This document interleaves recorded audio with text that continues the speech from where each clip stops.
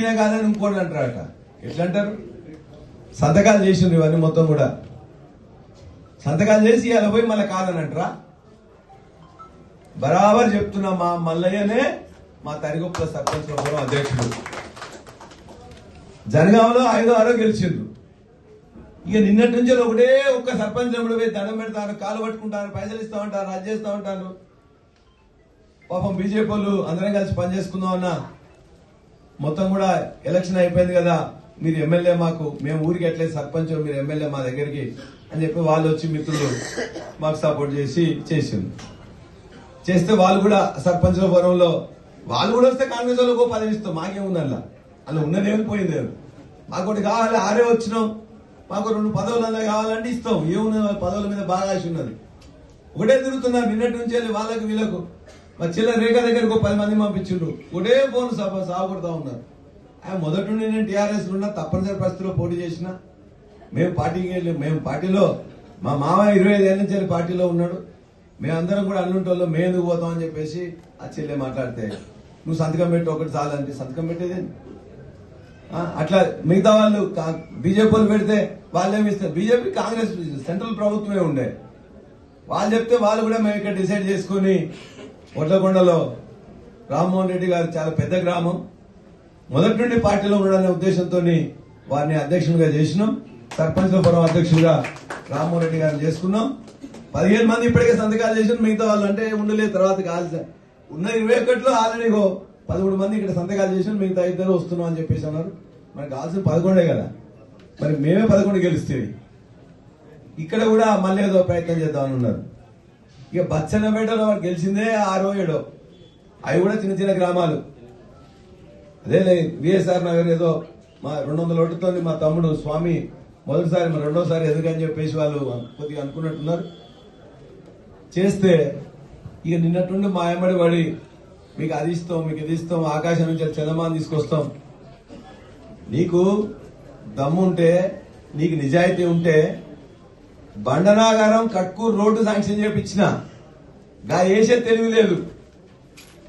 సుందరయ్య నగర్కి road sanction చేయించిన వేసే తెలివి లేదు. 30 కోట్ల రూపాయలు జనగాం మున్సిపాలిటీకి ఎమ్మెల్సీగా ఉండి ఆ రోజు ఆర్డర్ తీసుకొస్తే దాన్ని క్యాన్సిల్ చేయించిండ్రు. 15 కోట్లు చేర్యాలే తెప్పించేస్తే దానికి క్యాన్సిల్ చేయించిండ్రు, బంద్ చేసిండ్రు. ఒక్క పని 2 సంవత్సరాల నుంచి వెళ్ళి జనగామ నియోజకవర్గానికి వచ్చే పనులను ఆపడానికి వాళ్ళు కృషి చేసిండ్రు తప్ప ఏం చేసిండ్రా కాంగ్రెస్ నాయకత్వం ఇక్కడ అంటే రెండే పనులు. ఒకటి పైసలు తీసుకొని 2 మార్కెట్ కమిటీ చైర్మన్లు వేసుకోవడం, 2 పైసలు తీసుకొని ఇవాళ గుడి చైర్మన్ వేసుకోవడం.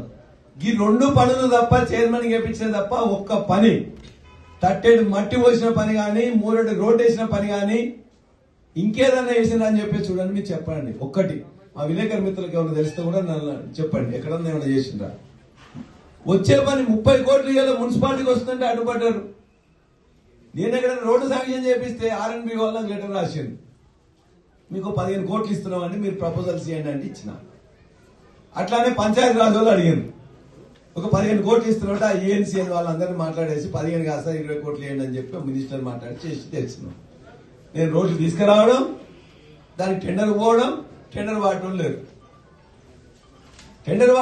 ఇవాళ బండనాగారం 4 సార్లు టెండర్ వాడితే లేదు, నాకు తెలియలేదు. అయిన పనులు, కావాల్సిన పనులు, తేవాల్సిన పనులు, దాని గురించి ఒక్క నిమిషం మాట్లాడింది కాంగ్రెస్ నాయకత్వం. ఇవాళ నాకు సర్పంచ్ల ఫోరం కాదు, నువ్వు గెలిస్తే సర్పంచ్ల ఫోరం అయ్యేది, సిగ్గుండాలి కదా. తరిగొప్పలో పోయి మాట్లాడుతుండే, అక్కడ తరిగొప్పలోకి నీళ్లు తెచ్చిన, తరిగొప్పలోకి నీళ్లు ఇంకా రాలే.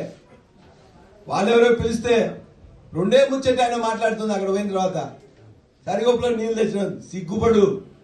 తరిగొప్పలోకి నీళ్లు ఇంకా రాలే, వస్తే తెచ్చేది పల్లరాజేశ్వరుడి కానీ నీ ఒక్క ముఖం కాదు. నేను జీవో నా దగ్గర ఉన్నది, ఏ జీవో ప్రకారం 104 కోట్ల బట్టి ఎత్తిపోతల పథకం నా సొంత గ్రామం సోడిచిపల్లి పక్కన పీసర్లో కేటీఆర్ తీసుకొచ్చి ఆనాడు దాన్ని అదేపించిన.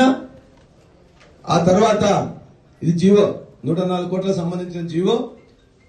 మళ్ళా తరిగొప్పలో పోయి 15 గ్రామాలలో పైప్ లైన్ వేయించినాం. ఇప్పుడు ఇరిగేషన్ పనులు నడుస్తున్నాయి. ఎత్తిపోతలకు సంబంధించిన గండి రామారంలో నీళ్ళు ఎక్కంచెలు వస్తే తెలీదు, ఎన్ని కోట్లు పెట్టి వచ్చింది తెలీదు. ఈ జీవో నెంబర్ ఇస్తా, 104 కోట్ల పనుల లిస్ట్ ఇస్తా.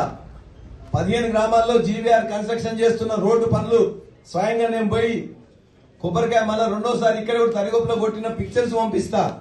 ఇవాళ కూడా మొన్న ఇరిగేషన్ మినిస్టర్ ఉత్తమ్ కుమార్ దగ్గర రివ్యూ అయితే జీవీఆర్లతో పిలిచి జనవరి ఫిబ్రవరి వరకు తరిగొప్పులకు ఎత్తైన ప్రాంతం మాకు అదొక్కటి నీళ్లు రావట్లేదని చెప్పి మాట్లాడి దాన్ని చేపిస్తే తరిగొప్పులో నేను నీళ్ళు ఇచ్చిన అని చెప్పేసి మాట్లాడతాడు.